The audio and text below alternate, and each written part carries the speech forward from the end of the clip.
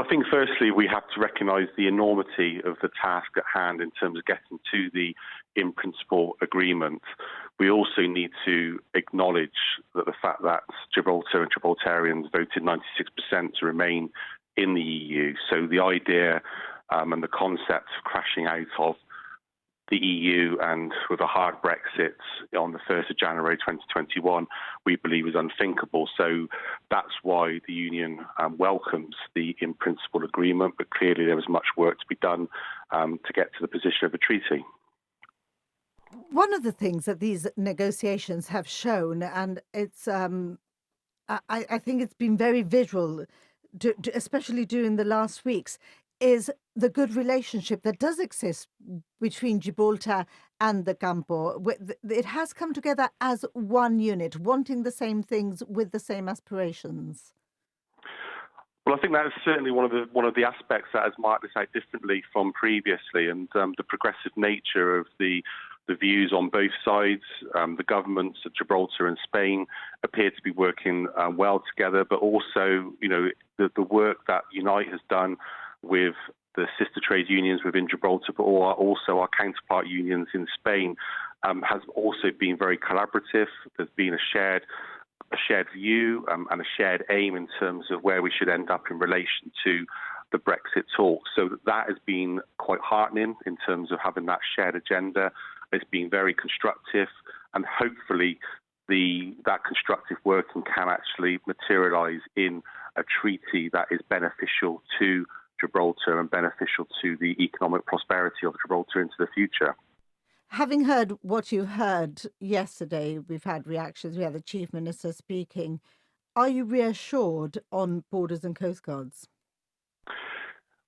Well, we gave a hint of caution in terms of welcoming the in-principle agreement because, as most commentators have said, and also as most politicians, current and past, have said, that the devil is in the detail. We do need to understand exactly what the agreement in principle means and what that will mean also in terms of working towards a treaty.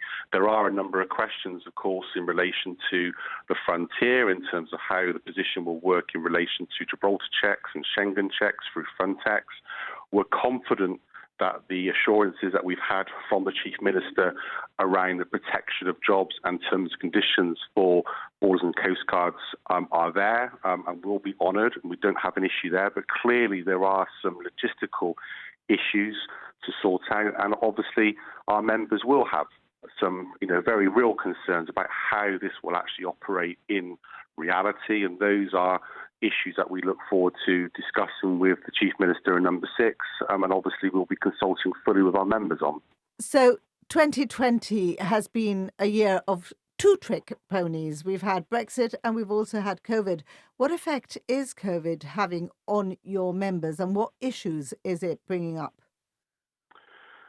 Well, clearly COVID-19 has been, a huge challenge, not just for Gibraltar, but worldwide. And there have been very specific challenges to our members within Gibraltar. Clearly, the increase in cases that we've seen recently is a real cause for concern after Gibraltar handling the pandemic so well in the early stages. But our members have responded magnificently to the pandemic. But we've seen our members having to work tirelessly in the front line in terms of the fight against the pandemic. We've also seen our members displaying incredible flexibility in terms of being redeployed to other parts of the public sector to support the fight against the pandemic. But we've also seen our members lose their jobs. We've seen our members obviously contract the virus. We've seen our members having to self-isolate because of the virus. And so there's been a number of challenges. Obviously, some of our members lost income through the lockdown.